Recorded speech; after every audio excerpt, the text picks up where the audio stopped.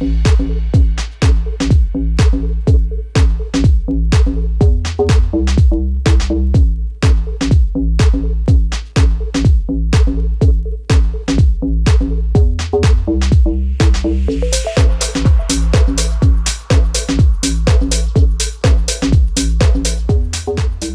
the grand tapestry of humanity, there exists an invisible thread that binds us all, a shared journey of triumphs, challenges, and the indomitable spirit that propels us forward. Welcome to O2N Life Styled, where we unravel the stories of those who at first glance may seem worlds apart, yet share an unspoken connection, a commitment to change, growth, and the pursuit of something greater. Hello, I'm Nicole Dyer Griffith. And I'm Richard Young. And welcome to the premiere episode of O2N Life Styled, where we unravel the stories that connect us all, a journey of growth, a journey of change, and seeking something greater. This evening, we explore the transformative narratives of two extraordinary individuals. Richard? Different paths, different worlds, yet a shared commitment to change.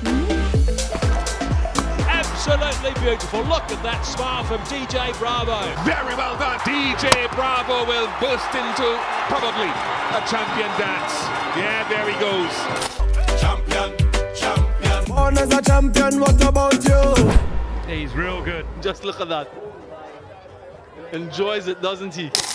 Our first guest is a true icon, known for his prowess both on and off the cricket pitch. Dwayne John Bravo, or as he's more affectionately known, DJ Bravo. From the valleys of Santa Cruz to the world stage, his journey is a mosaic of inspiring truths and hidden gems. A cricketer, a recording artist, and a man passionate about giving back.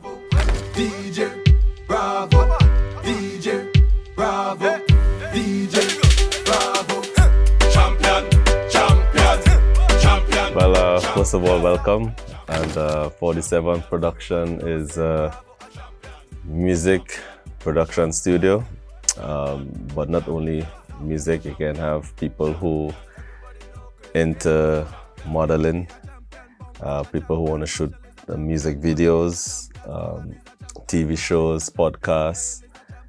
It's a space for creatives, and I always visioned something like that to have here in Trinidad, because I travel so much, and my vision was always to have a state-of-the-art facility for my people to be able to have access to. So the number 47 come from my cricketing shirt number. It was given to me in 2004 when I first made West Indies team, and then that number basically identify with me. So everything I do, I go with brand 47. Being 5 years old, I was always that little kid who used to tag along. It was difficult for me to join any coaching clinic at that age because I was very young. But my elder brother and my cousins and my dad used to take all the guys and the teenage boys in the village and take them to Harvard coaching clinic. Because at that age, I was already naturally, gifted better than my peers. So. But the real journey really started for me when I was 8 years old. I was spotted by a guy by the name of Charles Gillen from Queen's Park, and he saw me batting in the basketball court and introduced himself to me, and he said to my dad that I want to take this kid to Queen's Park. My parents could afford it because those days it was very costly, and Queen's Park is the premier club in the country. So my dad couldn't afford it, but Charles made it clear to my father that all I want you to do is bring him on a Sunday morning to the Brian Davis coaching clinic. And that was the only responsibility my father had, to just make sure I get there on time. And that's when my journey really took off. My dad is a big cricket fan, and obviously he grew up in the golden days at West Indies, where the likes of Sagari, Saviv, all these people was his heroes. So it was very easy for us growing up in the village to get involved in the sport, and it helps when Brian and Lara also come from the same home village as us. So for me, Lara is my hero, my childhood hero, and I always used to tell my parents that one day I would like to be like him. And not much people get the opportunity to play cricket alongside their hero, and I was fortunate enough to do that. My father raised basically 7 kids by just being a taxi driver. And you know, being a taxi driver, there's not much they can really do, especially to raise so many kids. And he just make it work. And I always, even now I tease him, I said to him, like, you know, my father never owned a bank account. He still this day, he still don't have a bank account. And I call him the happiest poor man alive because he's so happy, stress-free, and he live his life in a way where he just full of energy. And, you know, he have good friendships with so many different people. And so I take that, I watch how he live his life, and it just rub off on me. And my mom is the same thing. Like, my mom will be in this room and I will not know she's my mother. Very quiet, laid back, 2 different personalities, but very simple people. So for me, I believe that's how life should be. And it doesn't matter what I achieve. I always try to remain grounded and know that, okay, I come from nothing, but we are still humans at the end of the day. And it's important to show appreciation and then just respect people and be nice. Now, let's journey back to the roots of Bravo, where dreams were woven in the simplicity of village life. We'll hear from his parents and his first coach, unraveling the soulful truths behind the illustrious career of the champion. When he reached 5, I took him to Harvard. And when I went to register him, they told me he had to be 6 years. I have my money, birth certificate, everything. They said 6 years. So I told the guy, I said, yeah, I have about 12 boys here. His brother here, you have a cousin here. They older and he just play with them. So he could handle it. No, he have to be 6 years, 6 years. I said, okay. But they had 2 lines. So I left and go in the next line. And when the next line, I changed, I gave him 6 years one time. Right? And they accept him. And they start him with win ball. And the 3rd Sunday, they put him in the net with the cock ball. He started with Harvard.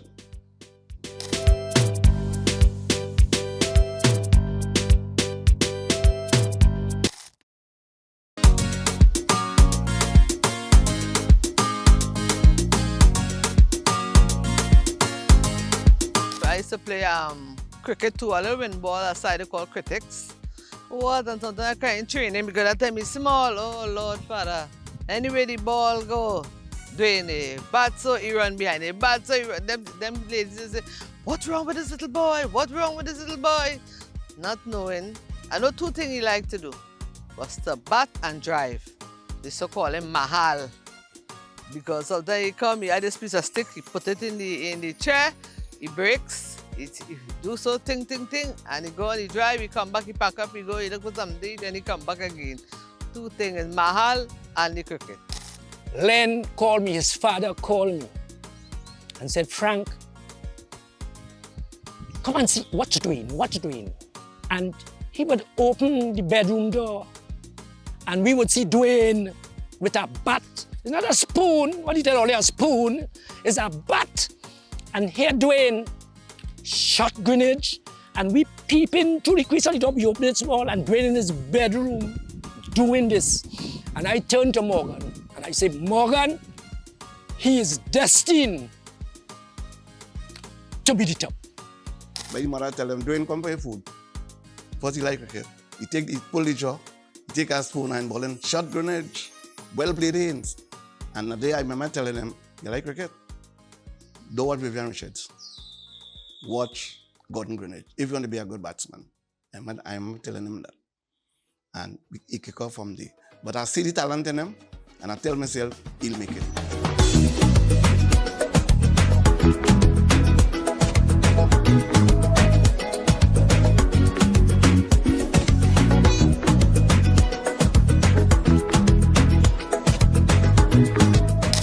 It's hard to pick one, but I would say dumpling and stewed chicken with some avocado. But I also like macaroni pie, kalaloo. So anything local is my favorite. I feel the most love in India and most appreciated, definitely in India. But that also comes with its challenges because in India I'm not able to like go to the mall or go to a restaurant and do normal things like a normal person. I start to enjoy Dubai now, and but if I used to pick one country to go to, like, you know, literally buy a plane ticket and go, that country will be Jamaica. But I'll share a story that not much people know. Beenie Man is the first human being that I meet that I was starstruck over and couldn't believe I was actually meeting him. So as a kid growing up, when I was like 13, 14 years old, he was already a star. And I tried meeting him in so much different occasions and was never able to meet him. And the first time I got to meet him in 2006, I was 22 years old, and seeing him for the first time this close, it was a wow factor for me, and I couldn't believe I was actually standing next to King Beenie Man. Let's go to the beach, make way a party at the sun, girl. Take out the rock, me what they see in your tongue. But suppose, make me use the thoughts up.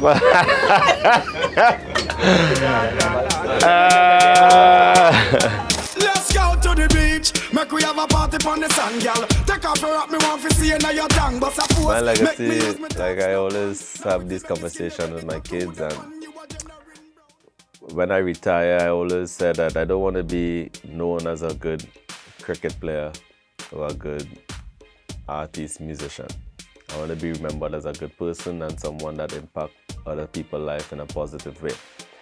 And I believe music is very, very important, and it's a lot of kids gravitate towards music. And Sad Plays come about because honestly, I'm not happy with the state that Trinidad and Tobago is in at the moment. And you know, you hear sometimes you hear some type of songs and it's like, why are they even playing these type of music? You know, so. But for me personally, my personal brand, and that's how I feel. I feel like whenever I put out music there, it must inspire somebody, or it must send a message, like a real strong message. I don't just put out songs for putting out songs. And Sad Plays definitely is one of my favorite songs because it really connects close to my heart. This is a sad place. My country turned into a sad place.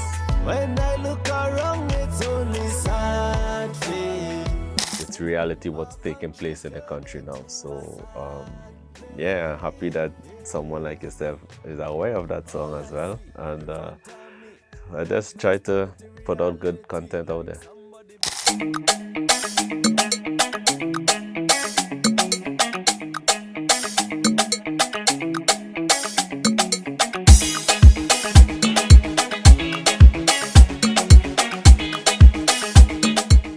And now, shifting gears, we introduce a trailblazing beauty about to make her mark on the international stage. Aché Abrahams, Miss World Trinidad and Tobago 2023.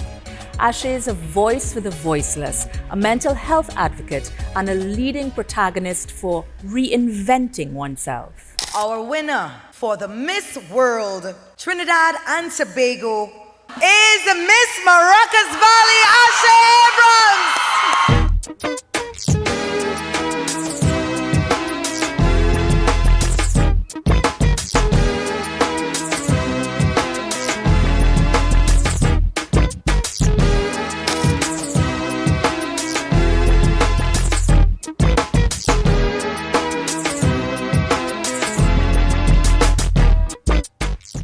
I was always, I think, a misunderstood child. I was very strange, weird, quirky, whatever word you want to use for it.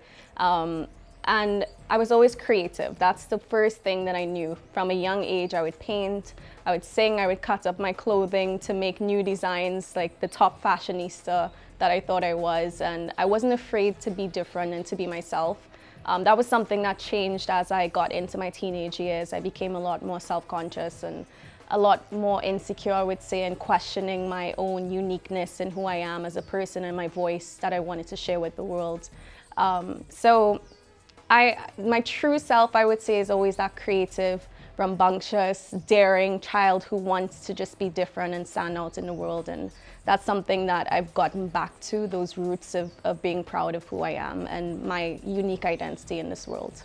There's not one version of myself that I can say is just me. It's the different faces. It's the artist. It's the girl who likes to write songs to herself or spoken word to herself to comfort her and to tell her story. It's the girl who wanted to be the rebel and wanted to dare to be different. It was the girl who wanted straight A's because she thought she could be a lawyer one day or a vet one day. And then the girl who ended up in acting school because she knew she just wanted to be someone who's on stage and who looks like my community, who looks like the Caribbean region, who sounds like the Caribbean region. It's the girl who never seemed to fit into one box, and understanding that that is not, a con. It's actually what makes me strong and different and stand out.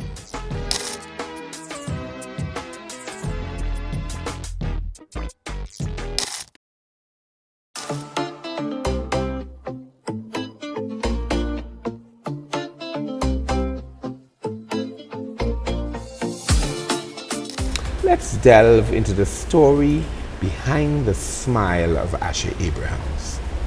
We'll hear from her mom, Camille Selvon Abrahams, and her grandmother, Granny, Shirley Selvon, about the journey towards becoming a forward-thinking spokesperson.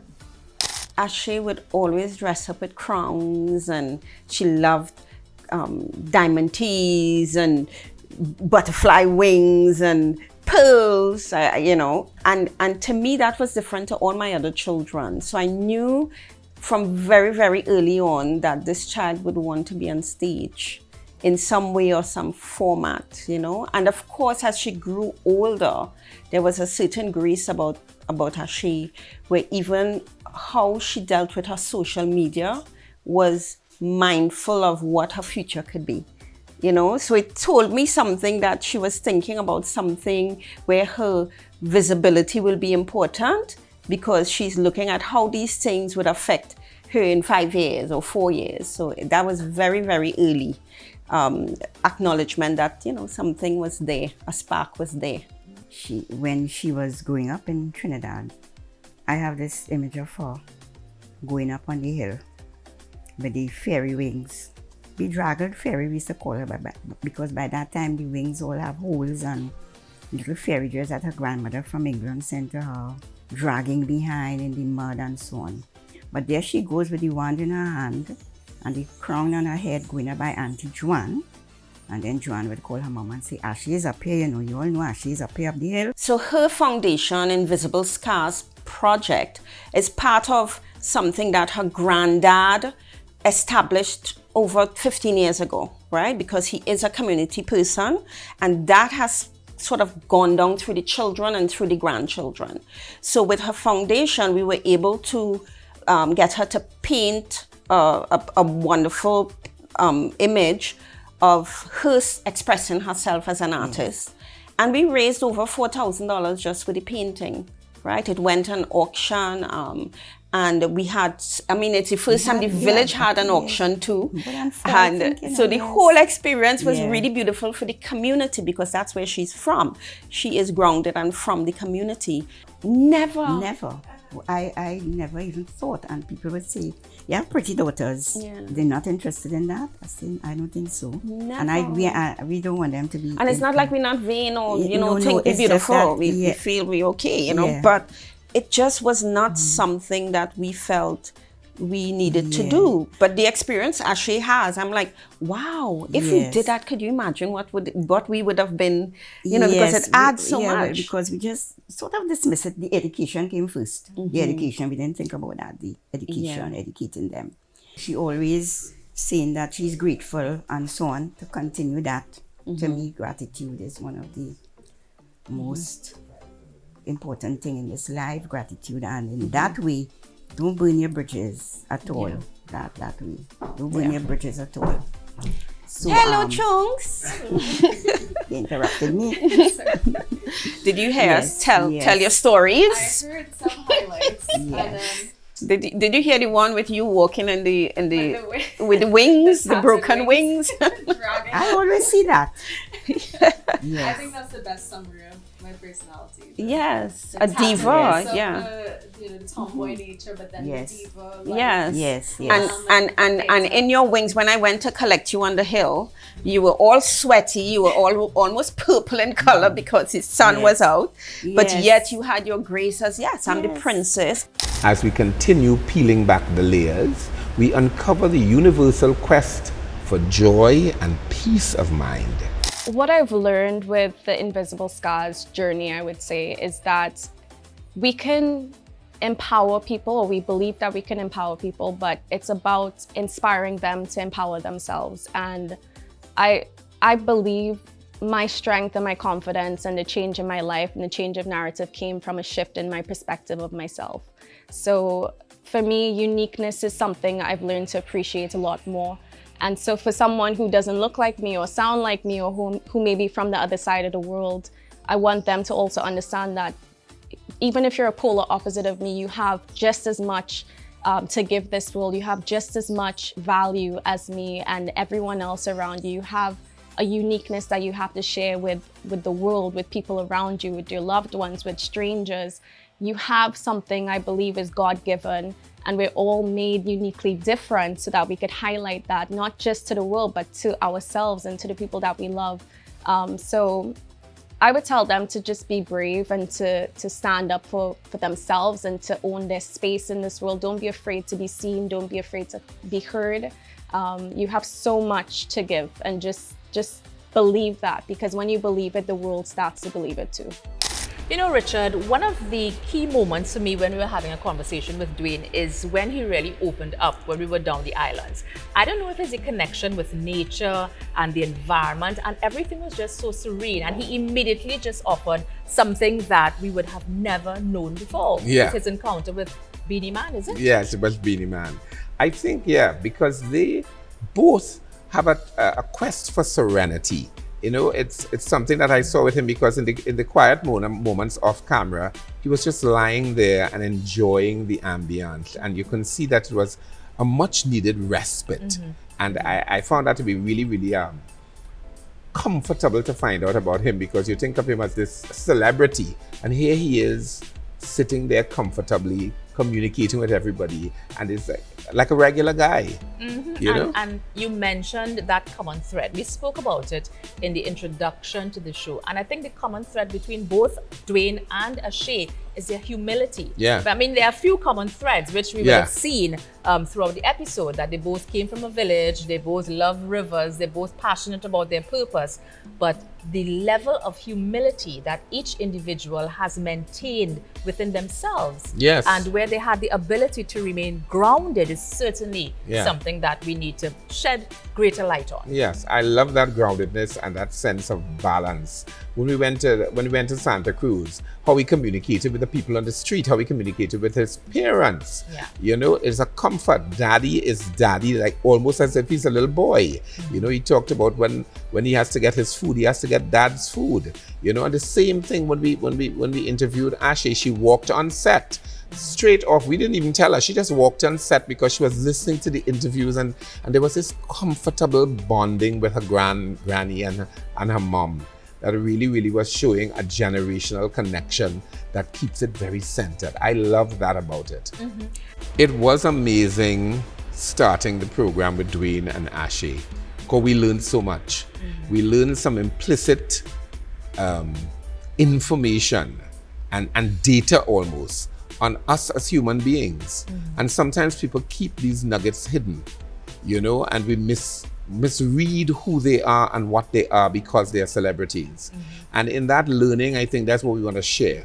We want to style the way that you learn through this program. Absolutely. And it is in keeping with the O2N ethos: create, connect, cohere, because that is essentially the pillars of what grounded our interviews, our conversations, etc. And from those conversations with both Dwayne and Aché, we were able to identify pillars of humility, groundedness, family, etc. And so in our own styling of this program, we hope that you, the audience, will be able to grasp a few of those pillars and see how it applies to your life. So, this episode transcended boundaries, inviting you to witness the transformational power of the human spirit. Seemingly disparate lives found a common pulse in their shared pursuit of change. And Richard, as we conclude this exploration into the lives of both Aché Abrahams and Dwayne Bravo, may you be inspired to embrace change, seek joy within, and recognize that common thread that continues to bind us all. Thank you for joining us on O2N Life Styled. Until next time, keep seeking that something greater. Good night and stay inspired.